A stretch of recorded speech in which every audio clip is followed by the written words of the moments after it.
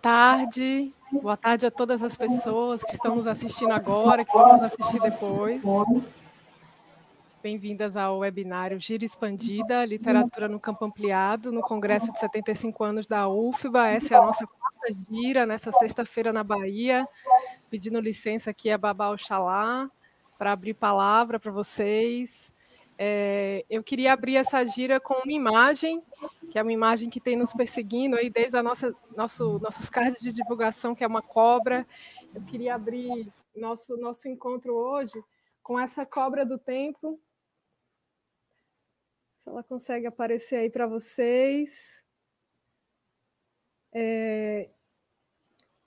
Essa cobra do tempo foi criada graficamente por Tiago Ribeiro e a comunidade da Aldeia Caí, sob a condução de Rita Pataxó, que é uma artista gráfica do sul da Bahia. E essa cobra está no livro Kijitchauê Zabelê, Aldeia Caí, feita por essa comunidade escolar Pataxó, desse território. E eu trago essa cobra hoje para evocar a força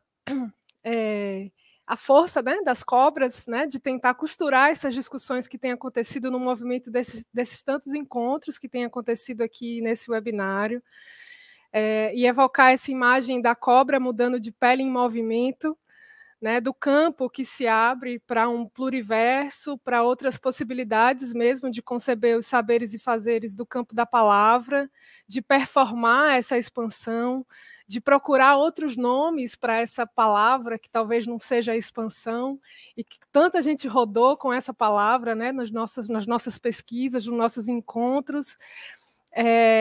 Queria trazer essa imagem também de trincar a palavra, que foi uma imagem que Saulo Moreira trouxe na primeira gira da terça-feira, e da literatura como campo de disputa, da atividade editorial como um ato de guerrilha num país que é fundado sob a proibição sistemática da imprensa, né, dos decretos etnocidas aí do português como língua única e oficial. Hoje a gente está na presença desses artistas aqui que alargam, que dilatam, que movimentam e transformam também aqui agora a literatura, né, com suas produções. Hoje de manhã eu falei com o Márcio e falei assim, nossa, todo mundo com a produção tão quente, né? Todo mundo fazendo agora também, né, pensando sobre isso, ou não pensando, às vezes fazendo antes e pensando depois. Então, eu queria abrir palavra com essa imagem dessa cobra, saudando e agradecendo a presença de Arthur Moura, de Renato Negrão, de Rafael Amorim, de Márcio Junqueira, de Juan Nin, que talvez, quem sabe, possa chegar aqui ou agora ou depois. E a gira está aberta, boas giras, muito obrigada. Eu vou conduzir, né, vou passar a palavra para quem vai conduzir essa dança, os regentes aí de hoje, que são Márcio e Rafael, viu? Um beijo grande para vocês, boas giras e até mais. E bem-vindo, Juan, que acabou de chegar.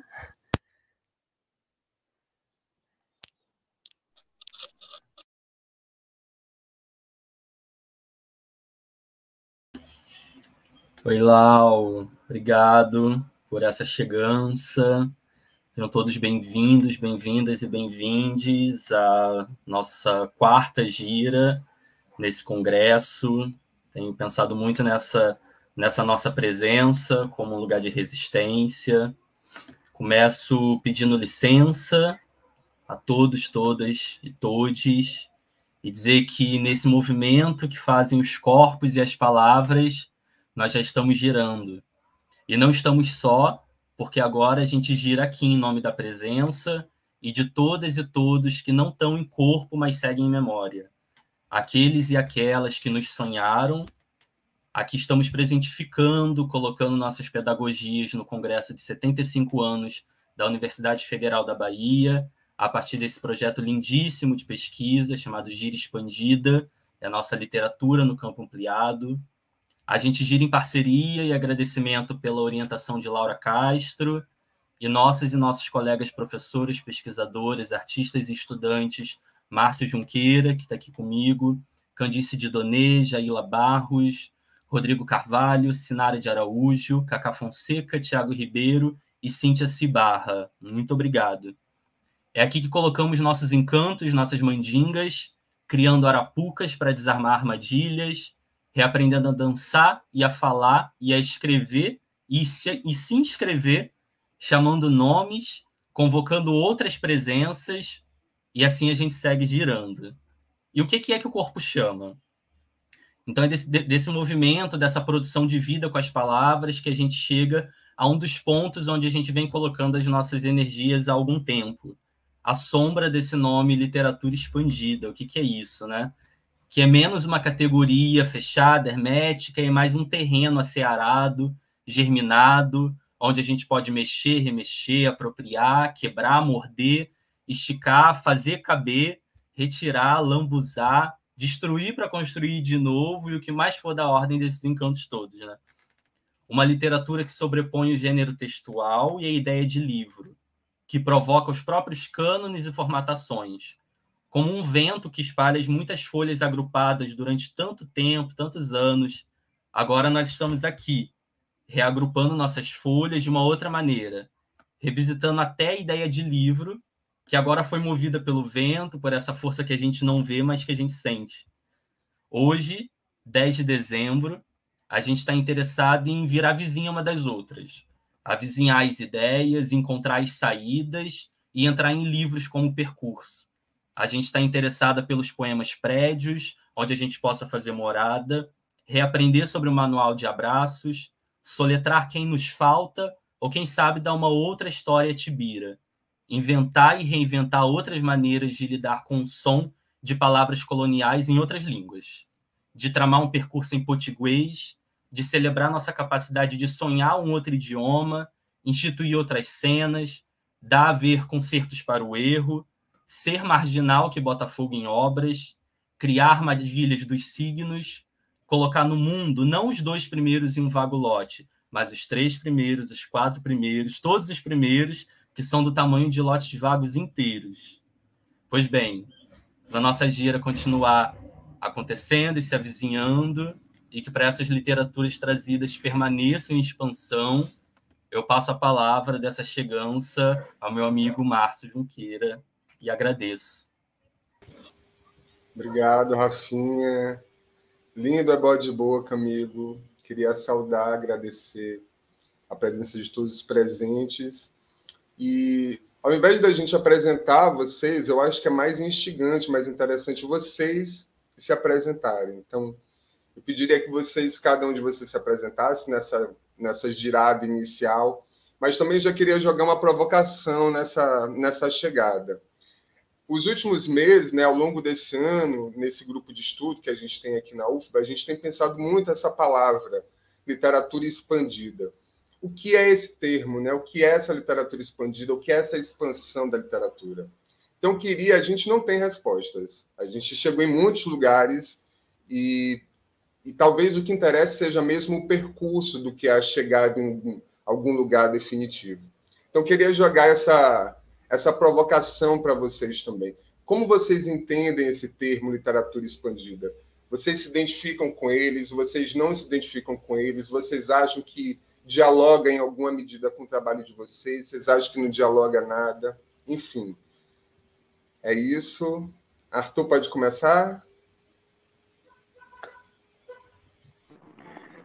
Boa tarde, boa noite, bom dia a todas, todos. Muito feliz de estar aqui nessa gira, diante de tantos amigos, pessoas queridas, para falar de coisas que a gente acredita, gosta e quer pôr no mundo, né?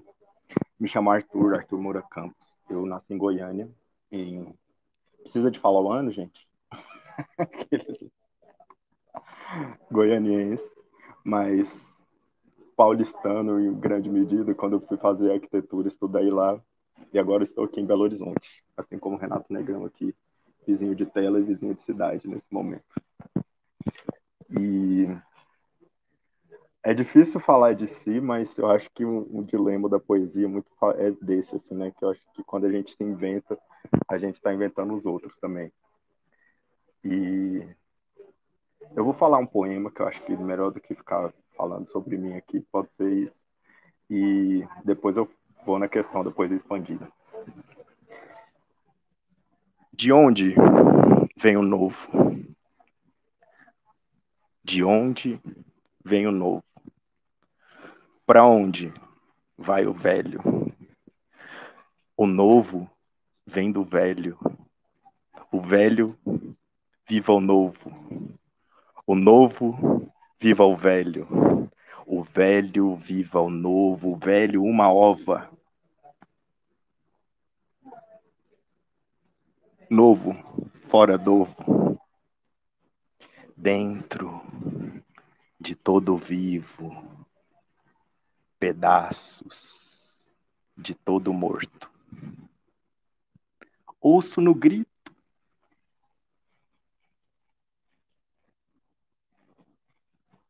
Um silêncio absoluto. Escuto, escuto, escuto, escuto.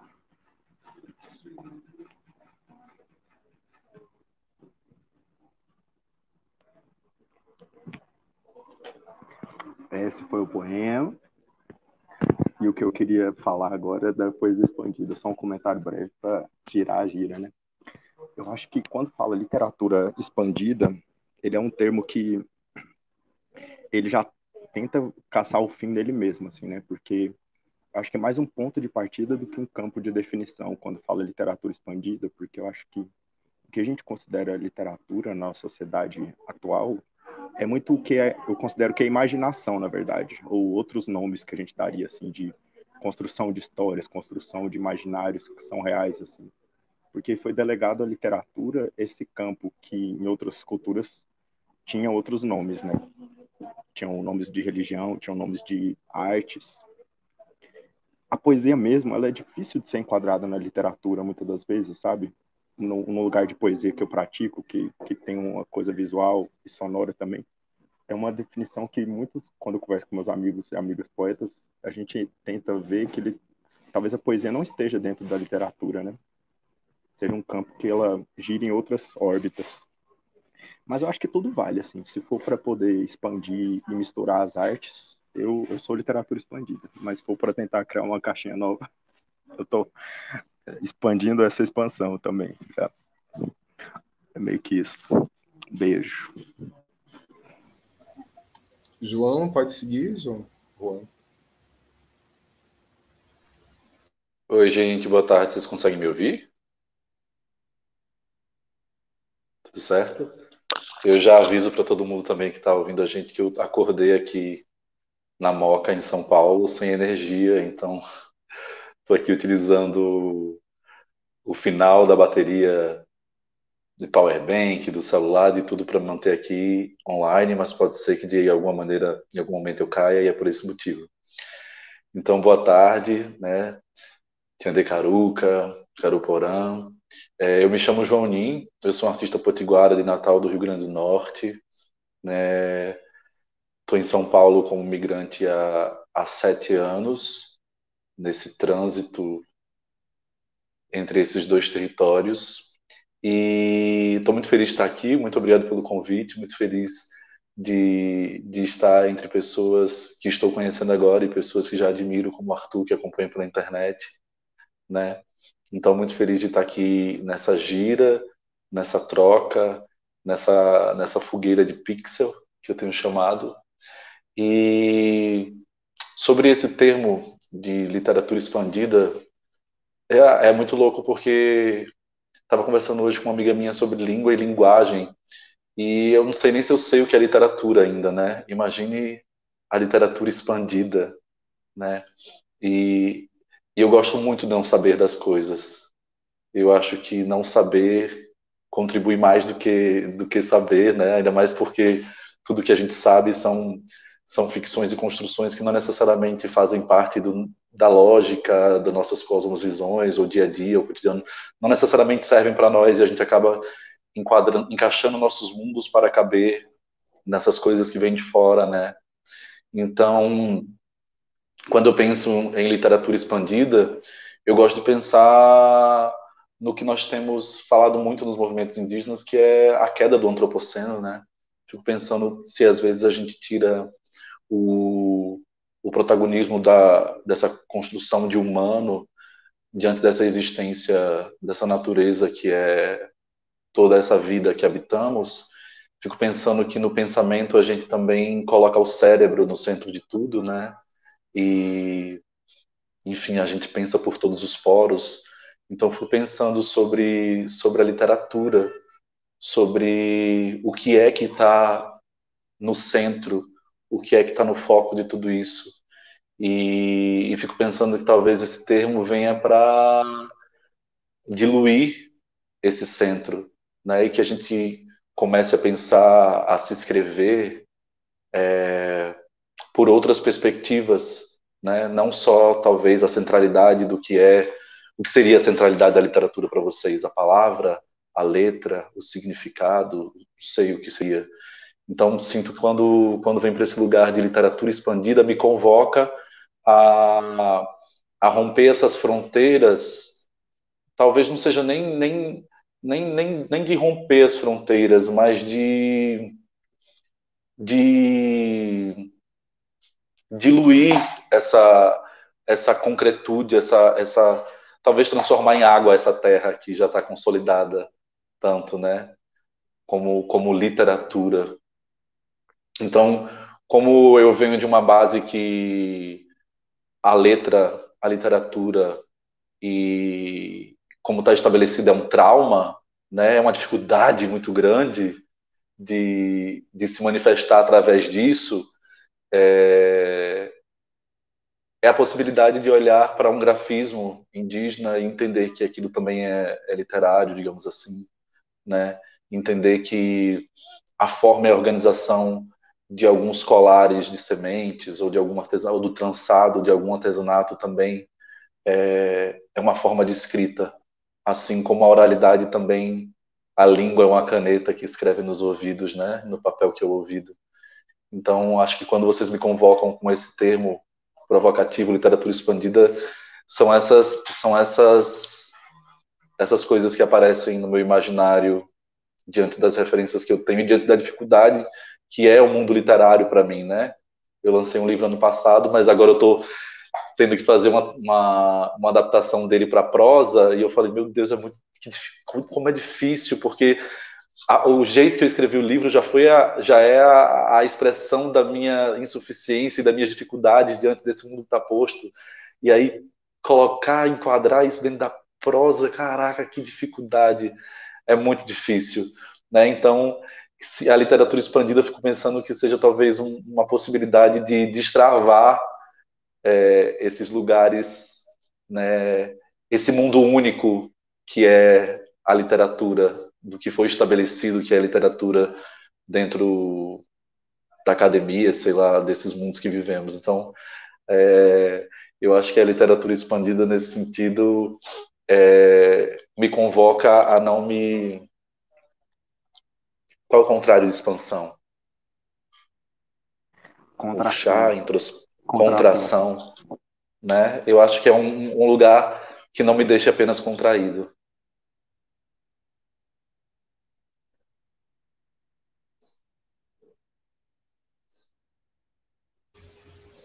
Maravilhoso, João. Renato? Amigo, seu microfone está fechado. Olá, com licença, bom dia, tudo bem? Um prazer estar aqui, bom dia para todo mundo que está aí assistindo. É um prazer estar aqui, um prazer ouvir meu amigo Arthur falar do imaginário, um prazer ouvir João falar de não saber, né? Para mim é muito importante, assim, pensei muito nisso de ontem para hoje, assim, apesar de que não existe uma pessoa autodidata, porque a gente sempre aprende com os mestres e aprende, né, com o mundo de uma maneira geral, dentro e fora da academia. Por outro lado, também, o não saber é uma... Tudo que eu construí não sabendo tornaram-se melhores coisas, são as coisas com as quais eu tornei mais satisfeito. Então, um pouco para falar de literatura, por exemplo, Eu nem sei muito bem o que é isso, porque eu cheguei na literatura a partir da música. E a música, né, vou falar um pouco de música, eu não sabia também muito bem de onde vinha a música. Eu vou contar uma pequena história que me veio agora, numa elaboração meio selvagem, assim, a partir da fala do João. Quando eu era criança, meu pai trazia as informações musicais para dentro de casa e trazia discos de vinil com aqueles encartes grandes, e depois, mais tarde, eu vi que alguns nomes que estavam nos encartes de vinil coincidiam com os nomes dos livros, quando eu comecei a ter acesso aos primeiros livros. Mas antes disso, eu não sabia muito bem de onde a música vinha, apesar de ter na minha casa uma vitrola e o disco ficava rolando ali. Eu, muito pequeno, eu me lembro de arranhar os discos para tentar entender como que aquela agulha fininha, naquele sulco, gerava um som. Para mim, a música era uma espécie de evento da natureza, assim como chovia, ventava, e acontecia música. E eu não sabia ligar, por mais que eu visse alguém na TV cantando no microfone uma canção, eu não sabia que isso pertencia a uma indústria e que aquilo tinha sido feito por alguém a partir do imaginário. Esse era o meu delírio. E aí gosto de brincar, de pensar também que quando eu via o Ney Matogrosso e o Milton Nascimento cantando na TV, eles também não contribuíam muito para essa ideia de que música vinha do humano, porque eram vozes e seres extraordinários. Então, mais tarde, a relação que eu tive com a literatura vem um pouco dessa ideia de extraordinário, de não saber, de ir tentando. E assim eu fiz o primeiro livro, que é o Nocalo, que é um livro, enfim, eu não sabia muito bem o que era um livro-objeto, mas fiz isso aqui. Basicamente para que ele pudesse ser vendido em outros lugares que não fosse a livraria.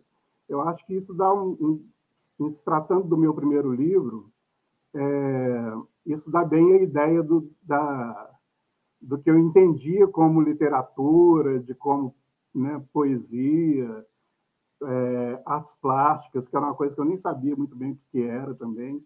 Então, chegar nesse livro-objeto que tinha 8 algodões parafusados, os poemas soltos, né, numa caixa de manteiga que eu vendia em sacolão de feira ou em qualquer lugar, para mim dava bem a ideia de expansão, né?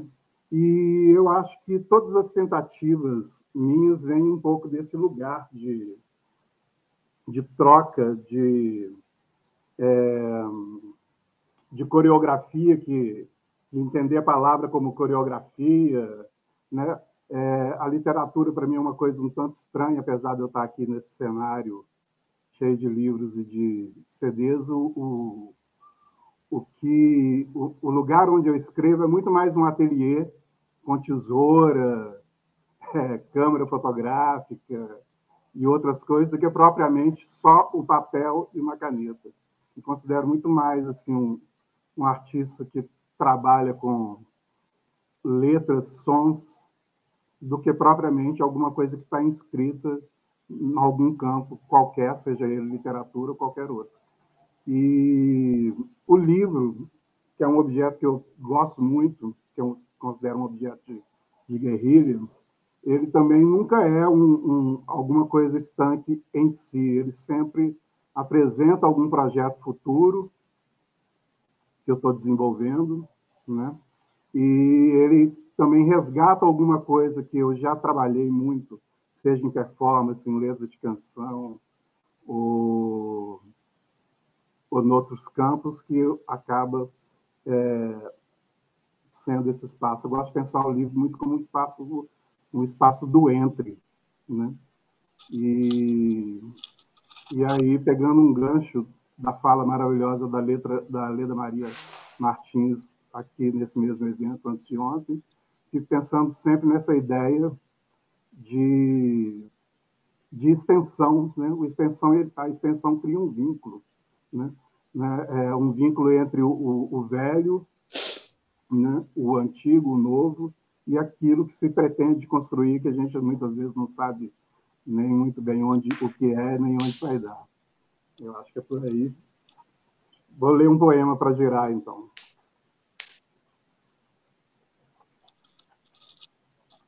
Julieta de Souza faz filosofia pelo suporte música. Astolfo Andrade mostra escultura análoga ao teatro. Epaminonda Cerqueira diz cinema com a mão da literatura. Mestra Elza joga capoeira no suporte do design. Tiago José define a curadoria ao manejar parangolé. Carlos Martins sujeita tela e teclado para produzir tipos. Roberta encontra na moda a forma da instalação. Em Marcos Ubaldo, arte gourmet e astronomia, uma coisa só. Martina transpõe o bordado para a dança. Denise transforma romances em handmaids. Daisy liga lógica e Dadá no mamulengo. Magela une cinema e performance nas ciências aquosas. Kátia Suzy realiza poesia pela autoajuda. Jean Cardoso faz autoajuda na plataforma da poesia. Jorge Ramos, pensando fazer poesia, faz história. Clara Arantes faz poesia para afugentar o tédio. Maravilhoso, amigo. Maravilhoso, de verdade. Quando vem poema é sempre uma alegria, assim, né? Eu queria pegar um gancho do que você falou no final, Renato, para jogar uma pimenta, porque você já falou do livro, de como você entende o livro. E o livro é uma coisa que é presente tanto na sua produção, quanto na produção do João, quanto na produção do Arthur, na verdade. Mas o livro parece mais uma passagem, um percurso do que o lugar final de destinação daquilo ali. Um pouco na sua fala já parecia isso. Na gira de ontem, Cacá usou uma expressão que eu achei muito bonita, assim, o que vaza do livro. No Timbira, o livro do João, é uma peça de teatro, né? Assim, no sentido de que tem rubricas, tem rubricas mesmo de luz, do personagem, enfim, tem uma sinopse no começo. Ou é um livro, mas aquilo parece que já pede a voz, já pede o corpo também, né?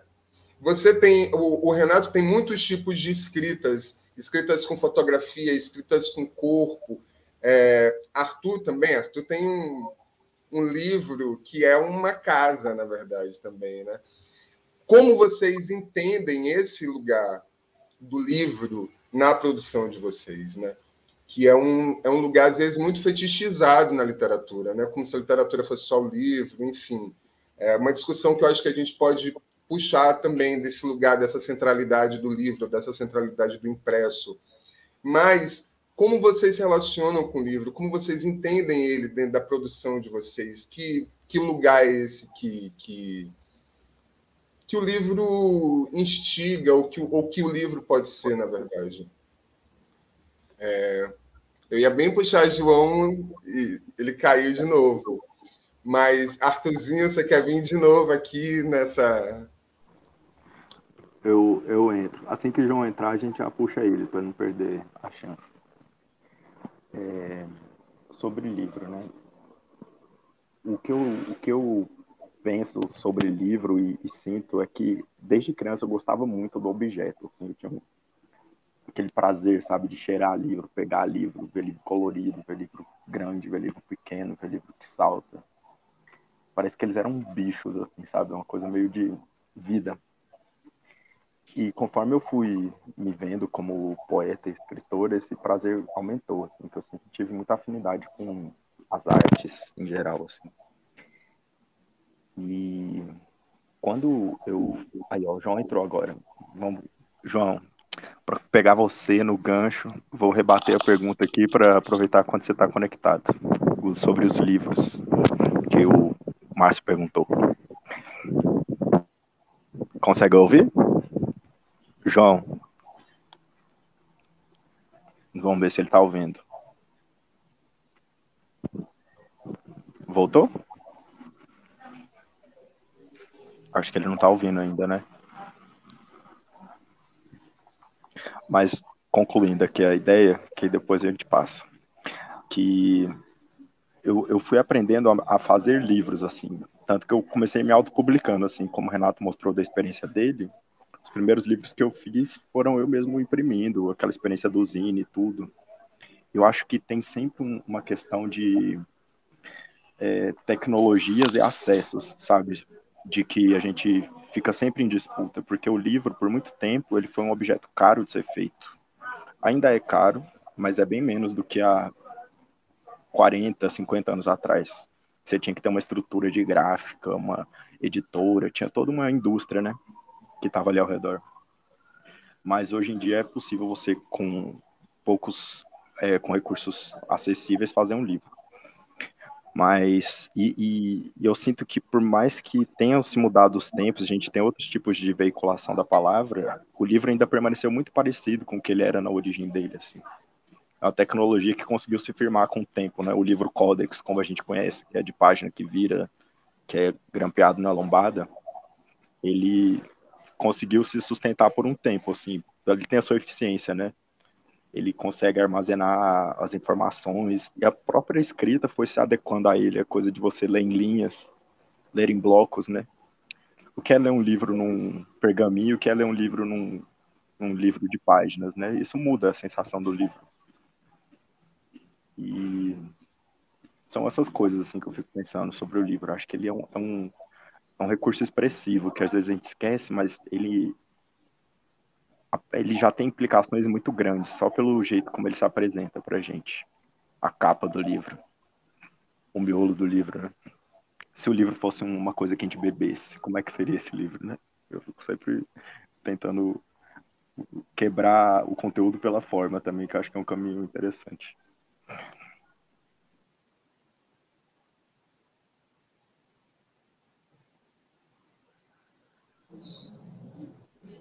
Para mim, quer falar, João? Melhor o João falar, se ele estiver aí ouvindo.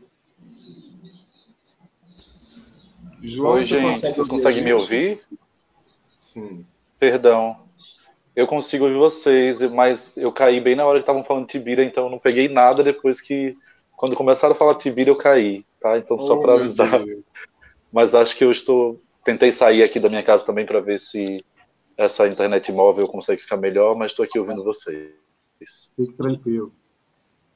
João, o que eu falei do Timbira é porque o Timbira é uma peça de teatro, né? Tipo, é um texto teatral, assim. Ele tem uma sinopse, ele tem as falas, enfim, tem muitas outras coisas. Ele passa pelo livro, mas mesmo no livro, no Códex, ele já pede o corpo, ele já pede um outro lugar, na verdade, né? Ele já pede a voz, ele, enfim. E a resposta que era uma pergunta meio geral, assim, qual é esse lugar? Como vocês entendem esse lugar do livro na produção de vocês? E aí Arthurzinho respondeu, e aí a gente queria tentar ver se você conseguia responder antes que você caísse. Enfim, esperamos que você continue, né? Ai, Renato, perdão. Acho que quando eu entrei você estava começando a falar também, né? Não, fique à vontade e fique tranquilo. Pô, eu não sei como está a minha transmissão para vocês, mas é que eu consigo entender tudo que vocês falam. Mas, às vezes, eu vejo que tem uma lentidãozinha da internet. Então, qualquer coisa me perdoem. Então, o livro... Primeiro, eu nunca pensei que escreveria um livro. Eu nunca tive o desejo de escrever um livro. E aí, Tibira tem sido um assombro. Eu passei 2 anos sem computador, e aí, quando eu ia dormir, veio assim... Eu começava a escrever no celular, começava a vomitar, né? Eu não tenho religião, então algumas religiões vão poder dar alguns nomes para isso, algumas coisas, mas, enfim, veio dessa maneira e acabei transformando isso na ideia de um livro. Mas como eu estava numa perspectiva de pesquisa, de entendimento que o teatro foi a primeira linguagem artística a colonizar o Brasil, eu achei que seria muito bom trazer Tibira para esse universo, para que a gente pudesse construir no teatro um lugar de dignidade para os corpos indígenas, né? Usar essa ferramenta tanto quanto a linguagem, quanto o alfabeto, a língua, como uma ferramenta contracolonial, usar também o teatro como uma ferramenta, né? Tenho chamado de contra-teatro, tenho brincado com isso assim também. E Então, o livro, eu queria que as pessoas tivessem uma experiência. Eu não sei quando eu vou montar essa peça, eu não sei quando eu vou ter dinheiro para montar essa peça. Então, eu queria que as pessoas, ao entrar em contato com essa semente, que é o livro, né, como diz o Ailton Krenak, a semente ela já é a virtualidade de uma floresta, né, digamos assim. Então, eu queria que as pessoas, ao pegar o livro como semente, conseguissem elaborar o teatro dentro do próprio imaginário. Então, eu queria construir uma obra que convocasse o leitor, espectador, sei lá o que for, para completar aquela obra com seu próprio imaginário. Por isso que em Tibira só existem as falas de Tibira. Eles têm uma interlocução com várias outras personagens, mas você não ouve as vozes dessas outras personagens. Quem preenche essas outras vozes é o seu imaginário. E eu tenho aprendido cada vez mais que o teatro ele se elabora pela ausência, né? Assim como uma rede de pesca, que é um encontro de nós, mas também é um conjunto de vazios. É por onde passam os peixes, esses vazios. Então eu queria que a construção de Tibira fosse essa rede cheia de vazios, que o público pudesse entrar e ser parte dessa captura, digamos assim, né? E não de um lugar de uma rede de pesca apenas para comer, mas não sei se já viram, alguns povos indígenas utilizam uma rede só para fazer um rio específico, digamos assim, né? Então a rede para construir um rio específico que seja Tibira, ele foi construído dessa maneira, para que as pessoas, só pela experiência dramatúrgica de ler, já construíssem a peça dentro do próprio imaginário, né? Até porque eu não sei quando essa peça vai existir. Então, essa peça, o que eu acho que a literatura, acho que a poesia não, mas não, acho que nada, na verdade, do que é escrito se acaba naquilo ali, né? É porque talvez o livro, às vezes, aquele seja o ponto final, dependendo do que for. Mas na dramaturgia, esse texto ele nunca é um ponto final, né? Ele é realmente o meio, né? Ele é um corpo do meio, como todos nós somos corpos do meio nesse grande círculo, né? Então, eu acho que o livro acabou sendo essa manifestação para ser mais alguma coisa que a gente desse as mãos nessa roda, nesse trabalho que eu tenho feito de continuidade, que eu estou há 4 anos na terra indígena Piaçauera, tentando, né, mediar o teatro lá como uma perspectiva de valorização da língua e da cultura indígena, utilizar realmente essa ferramenta para que a gente construa, enfim, garanta alguns direitos, garanta que a gente consiga, sei lá, guardar, ter orgulho de alguma maneira, porque as pessoas já não querem mais falar a língua nativa porque, entre aspas, não servem para nada, então talvez através do teatro se orgulhem disso, né? Então, como é um trabalho de formiguinha e a longo prazo para construir, formar atores e atrizes indígenas, né, em Emo ou em Porã-As, como a gente tem chamado, para ocupar esses espaços de publicidade, cinema, teatro, eu acho que Tibira é um portal, assim, para, de repente, estruturar esses futuros mundos.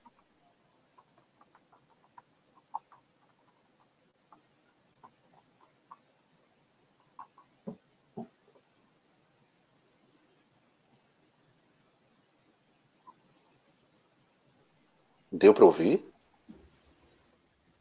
Deu. Sim, foi ótimo, muito bom. Fiquei tão envolvido aqui na fala do João que eu não lembrava mais o que eu estava falando, mas lembrei. O livro ele chegou para mim num primeiro momento como um espaço de introspecção mesmo.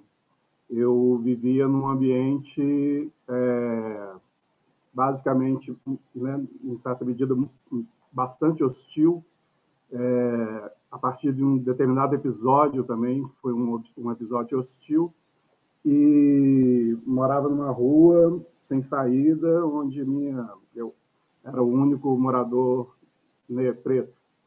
E sempre gostei de lugares bucólicos também. Então, praça, galeria, lugares mais vazios e livrarias era um ambiente que estava dentro do meu itinerário nas minhas derivas pela cidade.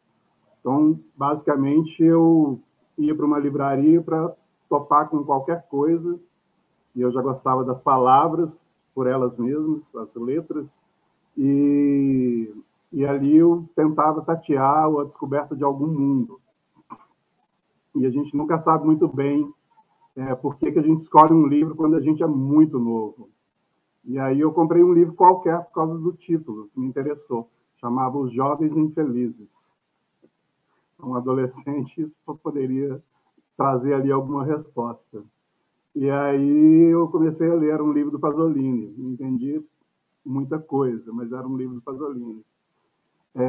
Um outro episódio, porque com 14 anos, até os 14 anos, eu fui um garoto problema na escola. Eu repeti de ano, enfim. E aí eu fui fazer um curso profissionalizante. E aí tinha eletricidade no Senai, tinha mecânica de automóveis e tinha artes gráficas. Eu fui fazer artes gráficas. Então, o meu interesse pelos livros surgiu comigo aos 14 anos dentro de uma gráfica fazendo livros. Na verdade, fazendo revistas.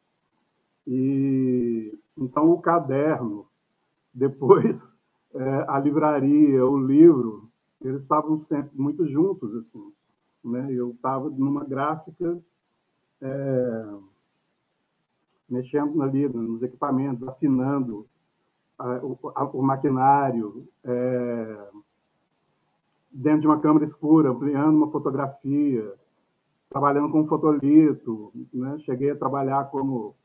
o fotolito nem existe mais, né? Arte finalista, no jornal Estado de Minas, que a gente, né, passava uma tintinha ali naqueles buracos para evitar que aquilo passasse luz, enfim, que só poderia passar as letras. Então, meu ambiente era um pouco esse na adolescência, fazendo livros e revistas, aprendendo dentro de uma gráfica, porque eu não ia fazer eletricidade ou mecânica de automóveis, e aí e ler livros, né? Depois, num outro momento, me chega a literatura da geração mimeógrafa. Aquilo também era incrível, né? O mimeógrafo, eu até tenho um aqui, aquele cheiro de álcool e aquilo que funciona sem eletricidade, que você faz aquelas provas. Eu achava aquilo muito bonito. E aí comecei a geração mimeógrafo me trouxe essa possibilidade de eu ter uma editora, de eu ir no teatro, pagar o ingresso, mas vender um livro e voltar de chegar a públicos, enfim, que eu não sabia onde estava exatamente, né? O que é esse lugar da literatura, de pessoas que leem livros de autores, que a gente não sabe muito bem o que são pessoas meio sagradas. Quando eu descobri a poesia da geração mimeógrafo, aquilo estava ali à disposição de qualquer um, basicamente a custo zero, você poderia distribuir onde quer que fosse. Isso, para mim, que era uma pessoa que andava nas ruas e queria a possibilidade de me comunicar com as pessoas, era uma maravilha.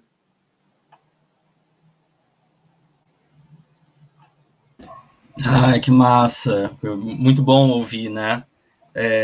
E fico pensando como essas falas vão se entrelaçando, né? Vão dançando juntas, assim, porque isso que você comenta agora, Renata, assim, me faz pensar muito no poema que você leu, né?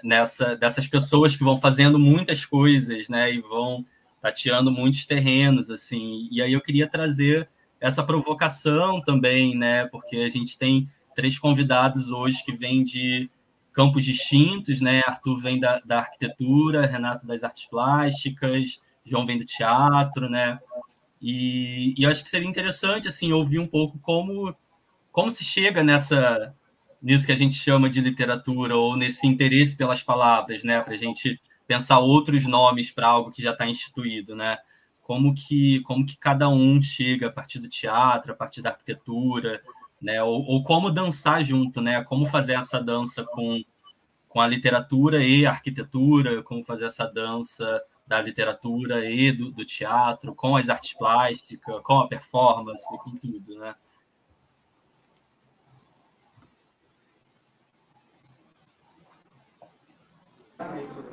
A gente gira na mesma roda ou muda a ordem? Se quiserem falar antes, pode. Eu vou tomar a dianteira aqui. Mas, o Rafael, eu queria até falar isso. Na verdade, o Homem-Aranha é o poeta, o Peter Parker é o arquiteto. Eu não sou. Antes de tudo, o que eu mais gostava de fazer é poesia. Daí você vai falar o quê? Ser poeta é difícil, você tem que ter um emprego, você tem que conseguir se manter. Aí a gente inventa, né? Faz design, faz arquitetura e tudo. Mas eu acho que, na verdade, é muito mais é engraçado você falar desse movimento, de como chega de um lugar para o outro, era de como eu consegui chegar na arquitetura através da poesia. Talvez o sentido tenha sido o contrário, assim, na minha vida, porque... E uma coisa que eu acho interessante disso que você fala das danças, porque eu sinto que nós todos somos multifacetados, né? A gente tem nomes que a gente adota conforme o momento, assim. E eu gosto disso, dessa dança, assim, porque mostra como a gente é diverso no tempo e nas pessoas, né? Porque é engraçado, conheço o João Ninho também de outras situações, de música, de banda que ele tem também. Então, assim, quando a gente vai se aproximando e vendo, o próprio Renato também, né? Compositor de várias letras da performance, eu acho que uma coisa que eu até converso muito entre os meus pares é de como que, na verdade, acho que quando a gente busca um nome, se enquadrar num contexto artístico, é muito mais por uma questão de mercado e de enquadramento de estantes assim de consumo do que de produção realmente, assim, porque no começo talvez seja difícil a gente falar o que é que a gente está fazendo, se aquilo é música, se aquilo é poema, se aquilo é performance.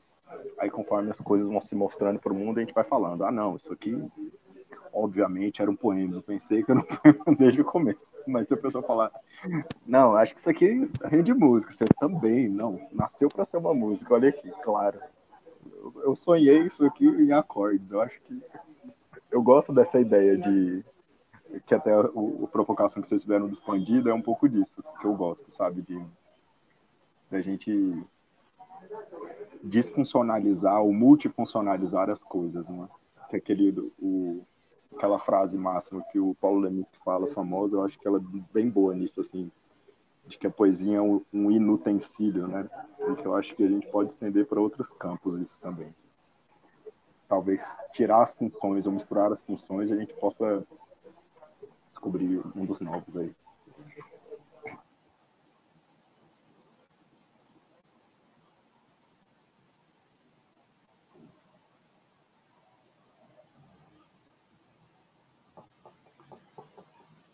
É porque o João caiu, né? Eu estava pensando aqui enquanto o Arthur falava que eu me perdi aqui agora.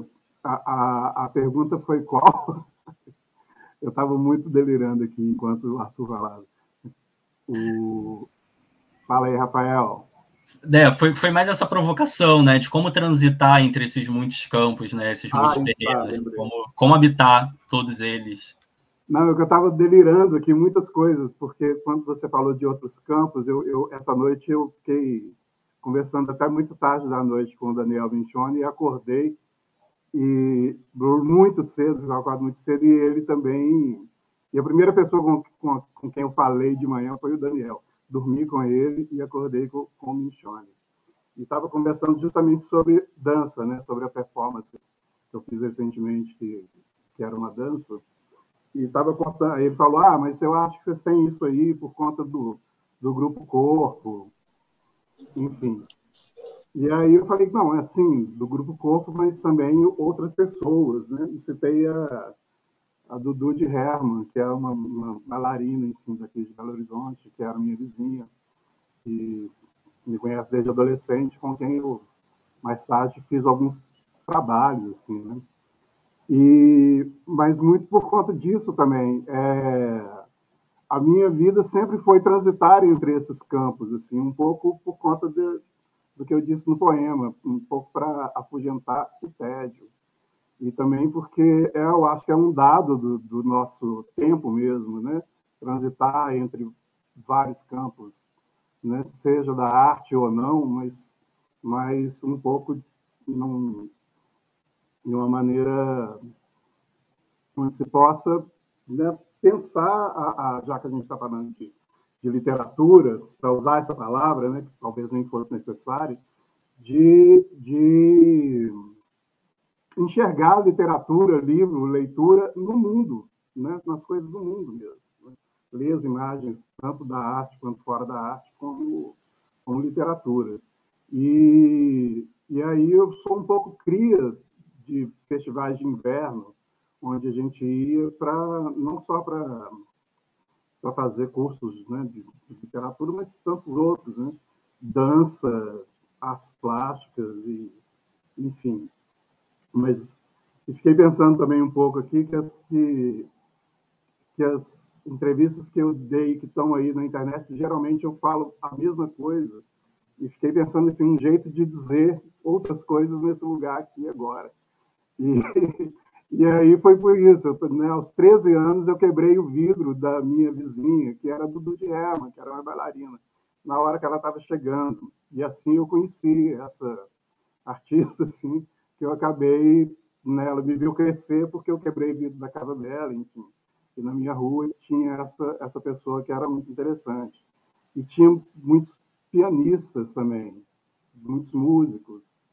Então, eu acho que eu cresci, né, para o bem e para o mal, de um ambiente onde tinha muitas coisas. Assim. De um lado era um ambiente hostil, mas, por outro lado, tinha algumas coisas interessantes assim, que me ajudou a alargar. Por exemplo, nesse lugar que eu estudava, que era o Senai, onde eu fazia artes gráficas, como eu era introspectivo, eu ia ou para frente de um lago, ou então eu ia para o auditório, que era vazio, e ouvia um professor, que era o Cici, tocar piano. E ele ficava ali tocando piano e botava para cantar, porque eu estava ali sozinho no intervalo. E, enfim, eu ficava ali cantando com ele, que era um professor negro, maravilhoso, parecia o Bola de Neve. E ficava ali tocando Lucínio Rodrigues, e eu conhecia, ele sabia que eu conhecia, ele botava para cantar. Eu acho que, de uma certa forma, o Campo Expandido é isso, são esses escapes. Eu acho que é um pouco isso, a gente é um dado do nosso tempo transitar entre as artes, mas também estar numa turma só é muito chato. Né? Você está num ambiente só de poetas, pode estar certo que vai dar confusão, né? Tanto isso em todas as áreas. Né?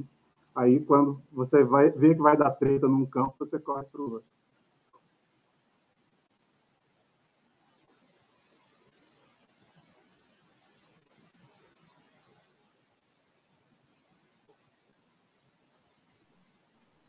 João, você chegou a ouvir o que o Rafael comentou com a gente como pergunta? Não sei se o João está ouvindo. Eu ouvi um pouco sobre essa questão da... Não sei, acho que é melhor repetir. Vocês conseguem me ouvir? Vocês conseguem me ver?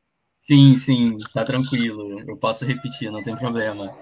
Não, foi Oi, mais vocês a conseguem me ver e me provocação ouvir? lá. Oi, você tá ouvindo? Conseguimos ouvir. Se puder repetir... Massa, posso sim. Não, foi mais uma provocação, né?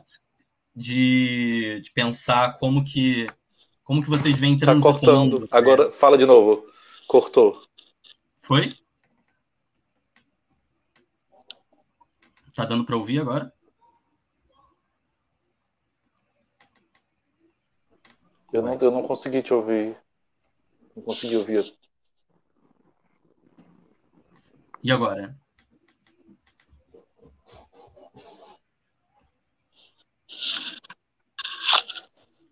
Não, né? Eu acho que é só o João que não tá me ouvindo, né? Sim, parece que João não, nós estamos ouvindo bem. Ah, beleza. Marcinho, se você quiser continuar... Tá cortando, picotando a fala. Não consigo entender. João, tá com delay? Eu acho que deve estar com um pouco de delay também. Eu acho que sou, gente. Se vocês estiverem me ouvindo bem, perdão.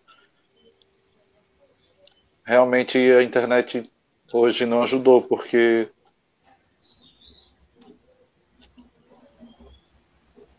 A gente consegue ouvir você, João. A gente vê que tem um delay entre a sua fala e a sua imagem. Se vocês me ouvirem bem, se você desligasse a câmera e ficasse só com áudio, talvez. Talvez fosse uma opção, né? Não sei, vamos dizer. Gente, é isso, é o mundo que vivemos, né? De quedas, de internet. Vai girando desse jeito também. Gira girando. Eu queria pegar... Tinha muitas coisas que eu anotei aqui, mas eu ficava com muita vontade de... Quando a gente estava ali nos bastidores, Arthur mostrou um vídeo. Vamos ver se o João consegue ouvir agora? Consigo. Vocês conseguem me ouvir? Se você ligasse a câmera e ficasse com áudio só, será que ficava melhor? Vamos experimentar? Vocês conseguem me ouvir? Perfeito. Você consegue ouvir a gente também? Agora perfeito também. Vamos tentar assim, né? Para talvez fique melhor. O Rafa tinha feito essa pergunta, que era uma provocação. Peguei a sua fala aqui. Vamos, gente. E desculpa mais uma vez, assim. Que era um pouco sobre como se chegou nesse lugar da literatura, né? Mas aí eu também queria aproveitar esse combo dessa fala e já jogar algumas coisas também desse... porque no Tibira tem uma coisa que é muito bonita, que ele vem escrito... Se eu estiver errado, você me corrige, viu, João? Ele vem escrito em tupi-guarani e vem a tradução em português, né? Eu achei isso muito forte, assim, e esse português é uma língua, é uma retomada de uma língua, a invenção de uma língua que você propõe e que é muito próximo da oralidade, e tem esse Y também. Eu gostava muito que você comentasse isso também, dessa invenção dessa literatura, desse lugar, porque essa chegada, como a gente descobre a literatura, tudo isso vai sendo filtrado, né, para quando a gente vai produzir a obra da gente, assim, o que a gente vai descobrindo. E eu acho que quando a gente pensa os nossos povos indígenas, para mim eles são uma expansão da literatura porque eles já deslocam isso, como a sua fala apareceu também, né? De você entender o grafismo como uma escrita, de você entender a dança, de você entender os colares também, tudo é linguagem, tudo pode ser uma escrita. A Leda teve aqui 2 dias atrás e falou muito lindamente, ela tem esse termo, afrografias, né? Em que ela lê ali a ritualística eu acho que é de São Sebastião, São Benedito, eu não vou lembrar agora, gente. Talvez eu cometa uma gafe. Mas, enfim, ela está pensando também um tipo de leitura, um tipo de escrita que já arrebenta assim, a letra pura e que passa pelo grão da voz, mas passa pelo corpo também, enfim. Eu fiz um combo louco aqui, mas é porque a sua escrita, a escrita do Tibira me mobiliza muitas coisas. E aí eu jogo para você essa salada maluca aí para ver o que você entender, você devolver para a gente. Ai, valeu pela pergunta. Se vocês estão me ouvindo bem, primeiro eu queria pedir desculpa mais uma vez, porque eu geralmente também estou do outro lado da live como vocês, e sei do aperreio, da ansiedade de tudo isso aqui, mas infelizmente a gente deu azar hoje. Eu tenho sempre a internet muito bem, assim, e hoje aconteceu alguma coisa aqui no bairro e estou sem internet, então aproveitar também esse pouquinho de energia que está aqui, que vocês conseguem me ouvir, né, para dizer que eu não sei como, de fato, a literatura chegou para mim e virar literatura. Eu não consigo explicar ainda, não consigo dizer exatamente isso. Eu consigo dizer que, desde criança, eu queria criar histórias, criar coisas, e eu me sentia muito aprisionado. Eu era criança e falava, nossa, eu quero construir uma história. Aí eu criava 1001 coelhos. Mas é porque eu tinha acabado de ver o 101 Dálmatas, né? E aí eu ficava assim, meu Deus, mas por que eu tô preso nessas coisas? Por que eu não consigo ir além dessas coisas? E eu fui entendendo do território do imaginário como aliás, o imaginário como um território, né? Que também é colonizado, que também são colocados cercas, que também são colocados limites. Então, isso foi me gerando um incômodo muito grande eu também comecei a escrever na música, Renato. E de entender também essas músicas que não, esses gêneros musicais que não eram meus, mas atritar isso também. Então, eu sinto que o meu caminho de criação, ele sempre foi muito de atrito. Ele foi sempre muito tensionado, sabe? Então, existia uma tensão muito grande que vinha para o meu corpo, seja ele como essa fumaça de corpo, que é a voz, ou seja ele a própria carne, como as pessoas estão naturalmente a ver, ele vinha tensionado muito nesse corpo. E eu quis devolver essa tensão para o que me tensionava, digamos assim, né? Que é o imaginário do outro lado. Então, eu acho que o português e essa literatura, como foi estabelecida, ela é uma resposta a essa tensão que foi criada no meu corpo, pelo português não ser minha língua materna, né? Não ser, é uma língua madrasta, padrasta, sei lá como quiserem chamar. Infelizmente, o meu povo e o meu território não temos falantes fluentes da língua tupi, né? Mas Pedro Poti, Felipe Camarão, meus ancestrais, eles foram os primeiros a registrar a língua nativa, a documentar a língua nativa. Então a gente matou alguns deuses nossos a abraçar outros deuses, né? E eu botando essas ferramentas, botando a linguagem, botando a literatura como deuses também dos outros, né? Como sagrados dos outros, como...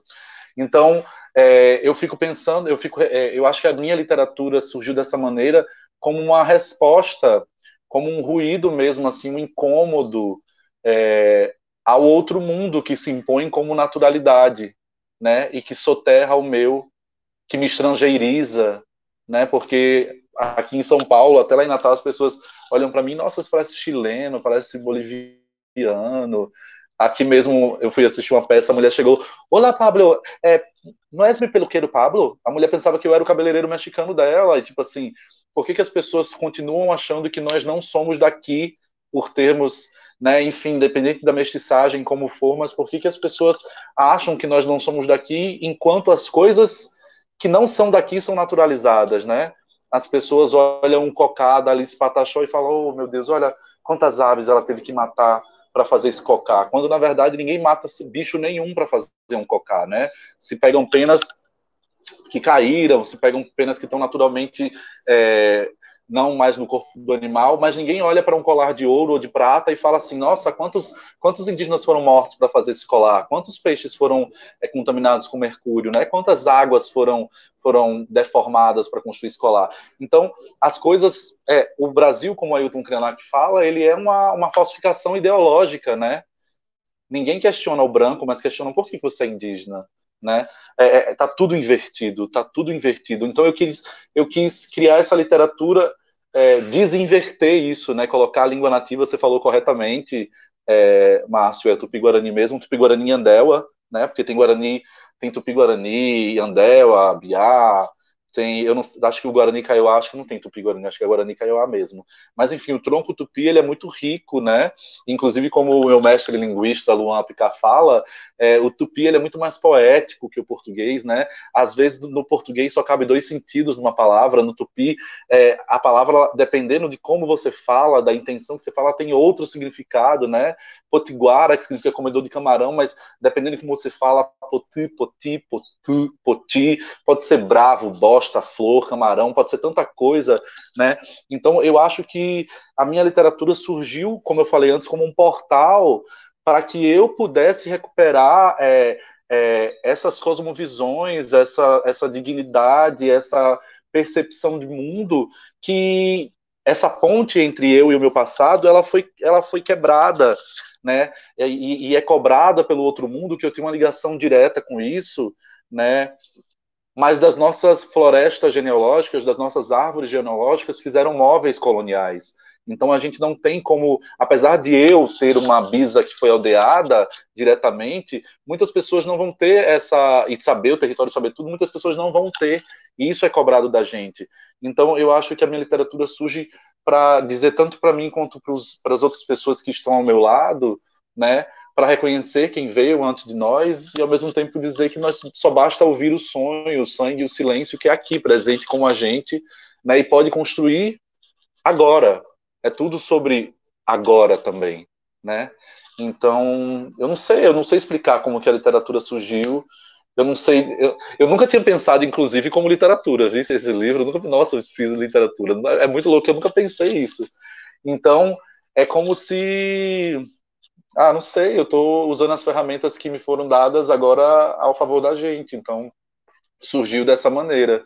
E o português é essa demarcação indígena potiguara no português, né? Porque aí eu vou fazer minhas poesias tortas de dizer que o Brasil é um país sem pingos nos is, né? Que não tem memória, que o círculo não fecha, então não precisa do i. Vamos colocar o y, que é uma vogal sagrada tupi-guarani, porque no tupi-guarani nós temos 7 vogais: a, e, i, o, u, e o y, né? Que é u, e o silêncio, de onde tudo vem para onde tudo vai. Então, eu trago essa vogal sagrada, tupi-guarani, o U, que é de onde surge tudo. É água, é terra, Uá é céu, Uitu é vento, tudo vem desse som primordial da garganta, que as pessoas vão ligar essa fonética a talvez pessoas com determinadas questões mentais, ou ao primitivo, ao som primitivo, né? Mas que na verdade é um som sagrado, o som da gruta para a gente, é um som que o português soterrou, mas que está nas nossas palavras, não é Ibirapuera, é Uracuere, né? Então, são, enfim, retomadas. Eu fico falando que retomada não tem ré, não dá ré, né? Retomada não dá ré. E aí eu acho que talvez a literatura esteja vindo nesse lugar de retomada também. João, linda fala, adorei te ouvir. Teve uma coisa que você, quando você estava dizendo sobre a coisa da linguagem ser um Deus que quando a gente abraça, a gente mata outros, me fez lembrar muito de uma leitura que eu tive, que foi apresentada, que eu gosto muito, que ela tá até dentro do cânone. Olha que paradoxos, né? Pra você ver que esse problema não é só nosso, tá desde a raiz. Dentro de um livro do Platão, do Fédron, ele conta um episódio que tinha deuses que tinham a eficiência da linguagem. Eu recuperei o trecho aqui, uma historinha curta, mas acho que ela é curiosa de levantar nesse dilema da linguagem. Assim eu ouvi que havia, perto de Náucrates, do Egito, um dos deuses antigos que de quem também era o pássaro sagrado, o qual certamente chamavam de Ibis. E o nome dele, divinamente, era Teut. Ademais, foi o primeiro a inventar o número e o cálculo e a geometria e a astronomia, e ainda os jogos de dama e os jogos de dados. E além disso, também as letras. E então, naquele tempo, quando Tamos era rei de todo o Egito, vivendo na grande cidade da alta região que os gregos chamam de Tebas egípcias, e o deus chamados de Amon, Teut, veio mostrar suas artes para esse, e disse que ser necessário transmitir a outros egípcios. E aqui ele perguntou que vantagem cada uma possuía. E demonstrando, ele censurou e aprovou o que parecesse dizer bem ou não. E ainda é dito que Tamos declarou a Tote muitas coisas de censura e de aprovação de cada arte, as quais muitas histórias apressar-se-á para expor. Mas quando estava sobre as letras, disse Tote: e essa ciência, ó rei, produzirá egípcios mais sábios e mais memoráveis? Pois é o remédio da memória e da sabedoria que descobri. E ele disse: ó engenhoso Tote, um é poderoso para gerar as coisas da arte, mas outro tem o poder de julgar um destino aos que vão utilizar a sua desvantagem e utilidade. E agora tu, sendo pai das letras, disseste por boa vontade o oposto do que se pode, pois isso produzirá esquecimento nas almas dos que aprendem, por falta de prática da memória, por causa da confiança na escrita dos caracteres externos, distintos, não sendo recordado dentro de si mesmo por eles. Inventaste o remédio, não da memória, mas da lembrança. E tu ofereces a aparência da sabedoria, não ofereces a verdade. Pois vindo a ser muitos versáteis instruções, parecerão ser conhecedores para ti, quando eles são, na maior parte, ignorantes, difíceis de se reunir, desde que, se em vez de ser sábios, vieram a parecer sábios.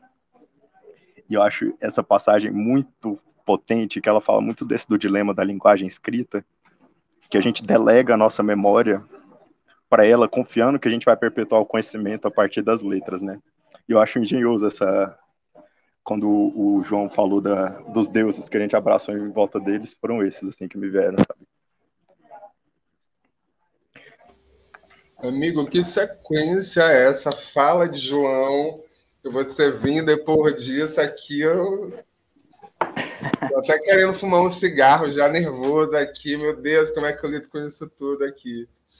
Mas deixa eu aproveitar isso que você falou, e o Rodri tinha feito uma pergunta para você alguns minutos atrás. Rodrigo, que faz parte também da Gira. E Arthur, fala um pouco para a gente também da experiência do livro criado para o meio digital. O livro-jogo, o livro Casa. Alô, Rodrigo. Eu vou passar um vídeo aqui, aí depois eu vou explicar. Tá? Só ligar aqui no StreamYard.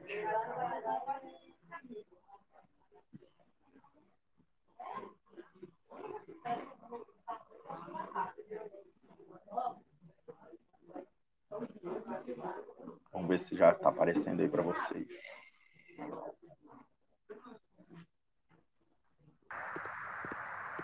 Saída.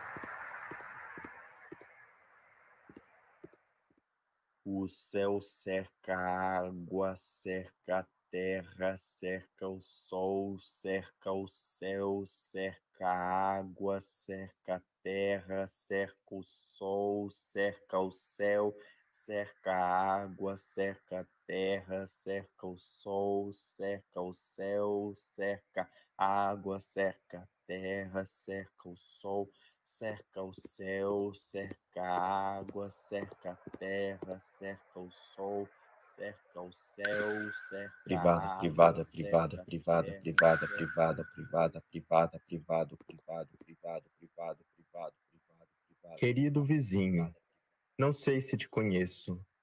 Qual é mesmo o seu endereço? A vida, do vida. O que diz o dicionário depende do horário? As nuvens vêm. As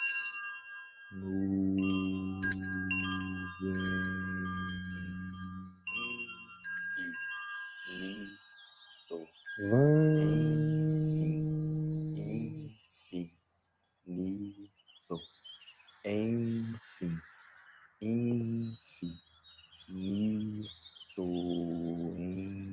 infinito. Se isso fosse um livro, como você teria lido?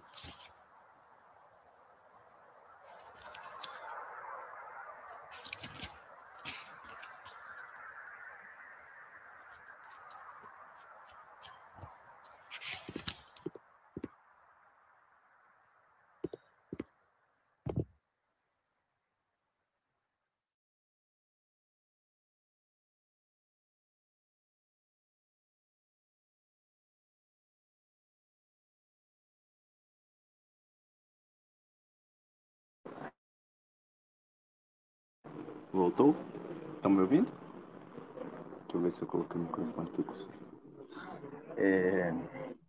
Então, esse prédio, esse projeto que eu fiz foi de um trabalho meu que eu queria envolver a arquitetura com a poesia. Amigo, fala um pouquinho só mais perto do fone. Ah, beleza. Melhorou agora? Vou ficar que nem blogueirinho agora. Eu falei com eles que a gente ia fazer a SMR. Mas então, esse trabalho eu fiquei pensando que eu estudei arquitetura como formação acadêmica, mas sempre tive a literatura como guia, assim, né? E no final desse minha trajetória lá dentro, eu fiquei imaginando como envolver essas duas partes. E uma coisa que me intrigou foi, e se a gente pudesse entrar nos poemas, né? E se a gente pudesse... São coisas que a gente já vê, já existe, só que eu acho que a gente não vê elas diante desse óculos, assim, porque nós somos cercados de palavras, de significados, mas acho que a gente se propõe pouco a elaborar elas criativamente. E eu fiquei muito intrigado de fazer um livro que tivesse essa ideia de a porta de entrada ser o ido saída, sabe? O paradoxo de espaço e significado, que a gente costuma ter os símbolos e as palavras nos lugares muito como ordens, ou como proibições, ou como indicações de segurança. E eu fico sempre pensando se a gente pudesse usar isso como um recurso expressivo e criativo. Acho que a gente poderia criar outros espaços e outras palavras, talvez, se a gente encarasse elas de uma forma, outras funções, né? Seguindo aquela ideia que a gente estava falando antes. E também um pouco de quando a gente visualiza a palavra como um objeto ou como um espaço, eu acho que a gente rompe um pouco dessa armadilha dela, da gente confiar demais nas palavras também, sabe? Pegando um pouco agora da última conversa, que eu acho que quando a gente encara elas como um recurso criativo, a gente consegue expandir os sentidos delas e quem sabe propor novos, assim. Porque a gente sempre vê saída de emergência, né? E o que significa entrar na saída, né? E esse espaço desse prédio, eu fui colocando palavras e setores que tinham poemas e palavras que tinham sentidos conforme cada uma. E é um poema que você pode acessar na internet. Eu vou depois passar o link para vocês terem aqui também. Vou colocar aqui no chat para poderem acessarem e descobrirem ele mesmo, com um joguinho, sabe? Então, fica essa coisa também da interatividade, que eu acho que é outro aspecto que a literatura expandida pode oferecer, que é a gente tirar o lugar da autoralidade, de você ser quem concebe unicamente o poema, de você contar com a intervenção do leitor, visitante, degustador, ouvinte. 5 sentidos, as pessoas com 5 sentidos que recebem, elas também intervirem naquilo, né? E é um pouco disso, assim, não sei se eu cheguei na pergunta, mas era um pouco dessas ideias.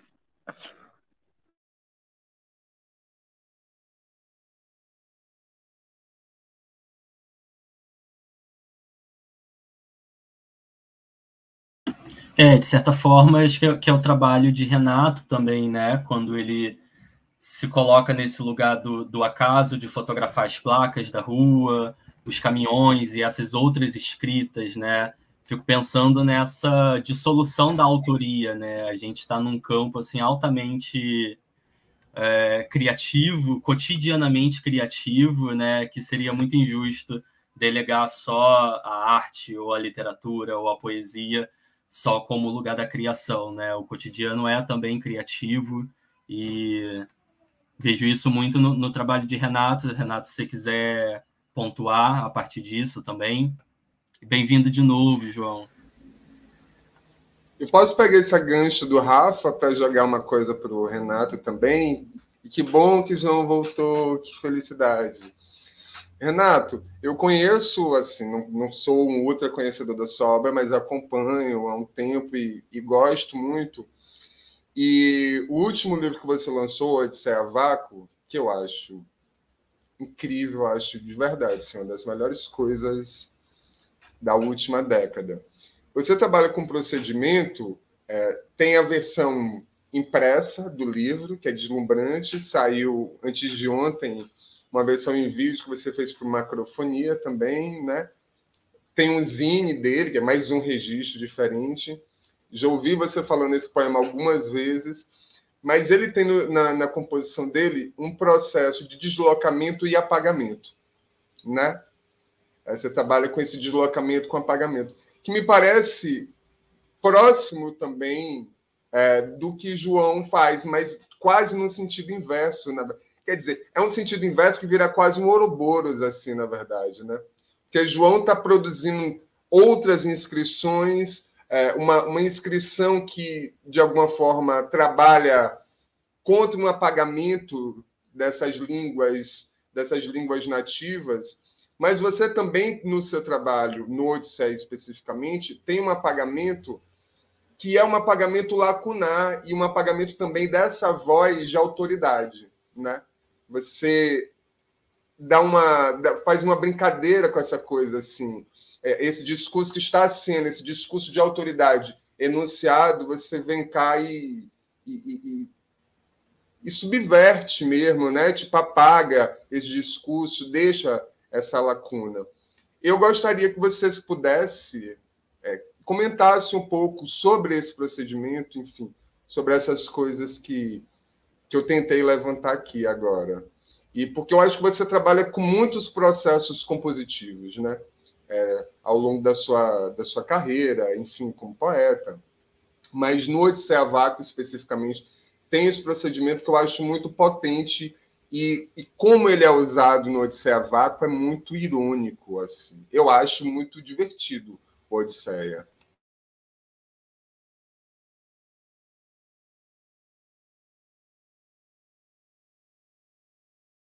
Tá fechado esse microfone, amigo. Perdão. Essa característica mesmo do humor e da ironia, do deboche, ela está um pouco no meu trabalho como uma forma de... Um pouco pelo temperamento, né? Eu acho que não é exatamente porque eu seja uma pessoa engraçada, mas eu acho que o meu mau humor, eu tento transformar o meu mau humor numa coisa, né, minimamente palatável.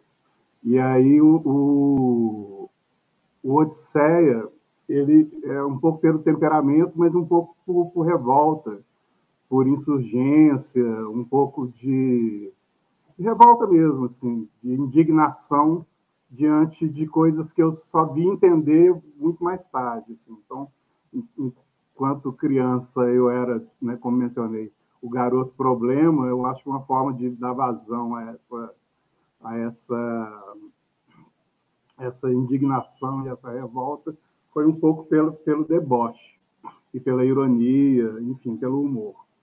No Odisseia, é um texto que surge e que, enfim, a gente nunca sabe muito bem como, né, no momento que está criando, assim, vou criar uma obra assim. Ela não saiu dessa forma. Mas quando o Antônio Cícero fala que quando um poema está pronto, ele resplandece, né? Eu tenho uma coisa de pensar também que, né, no livro mais recente que eu fiz, inclusive, eu estava com um caderno na mão, porque eu fiz ele num caderno com uma tesoura. Eu senti que ele esquentou na mão. Quando esquentou na mão, eu vi que eu tinha uma coisa pronta. E aí, quando você começa a olhar para aquilo, você começa a perceber os diversos vieses de leituras que aquilo tem. E uma leitura principal foi a leitura... Eu me divertia muito enquanto criava também, né?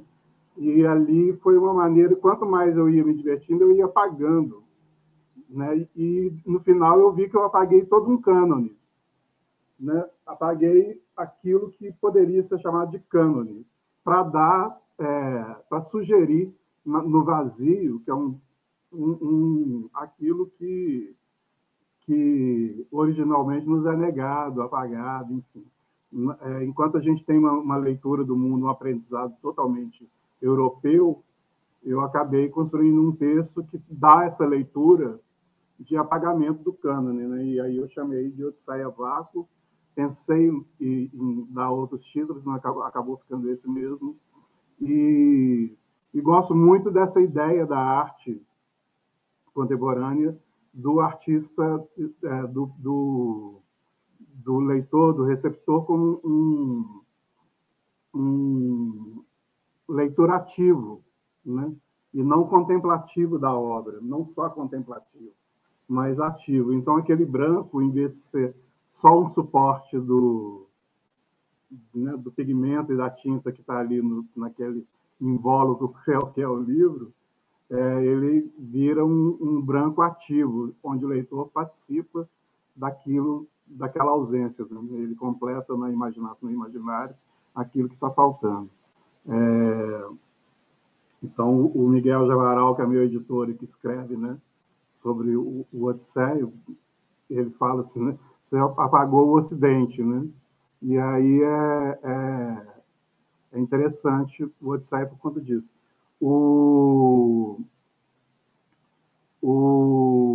Os poemas, o Rex, né, que é a série de fotografias de textos urbanos,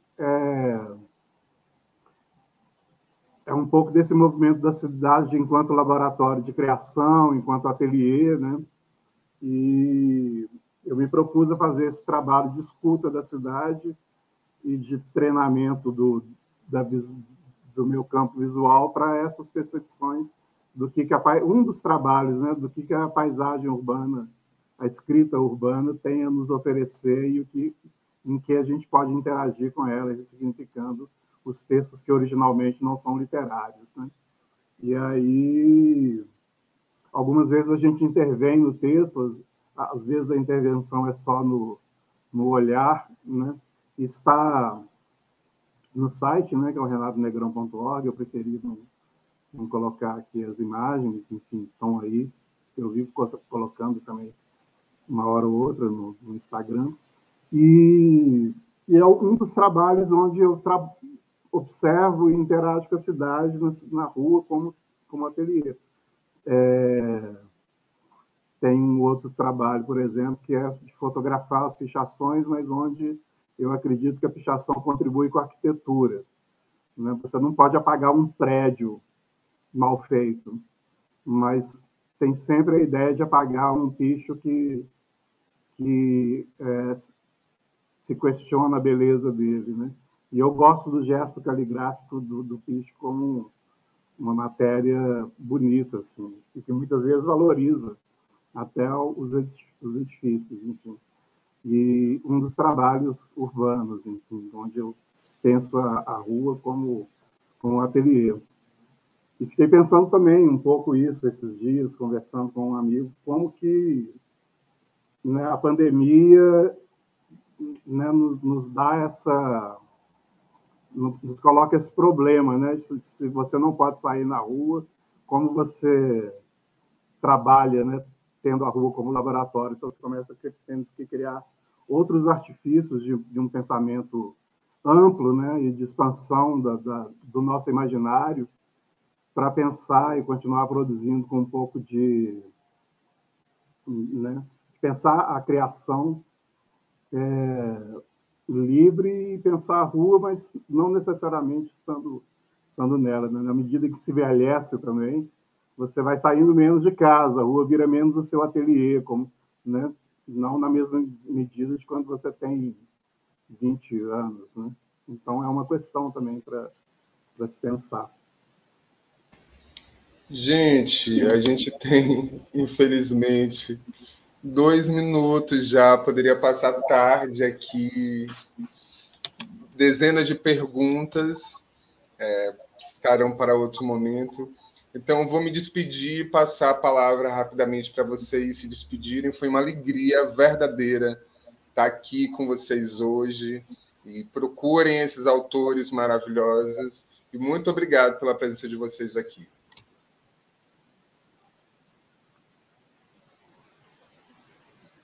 Quero agradecer os nossos convidados, todo mundo que participou hoje com a gente, que está assistindo do YouTube. Agradecer todas as presenças, todas as ausências. Nisso que João chamou de fogueira de pixels. Acho que a gente conseguiu encantar bem essa fogueira e obrigado, parabéns. E bom final de semana para a gente.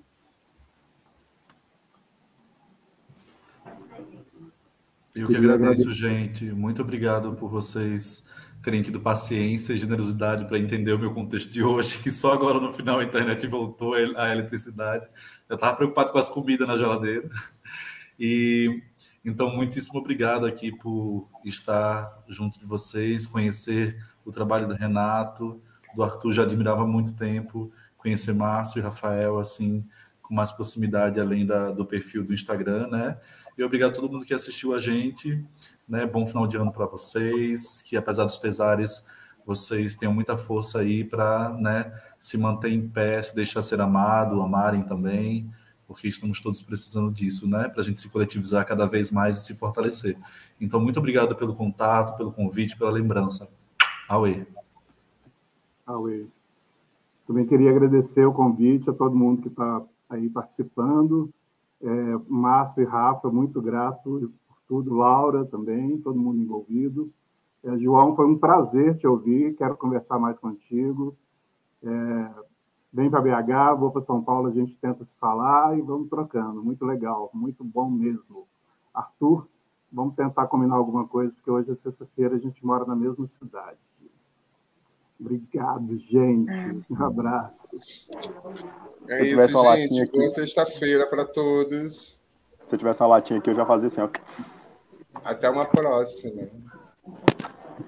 Beijo. Um abraço. Tchau, tchau. Beijo.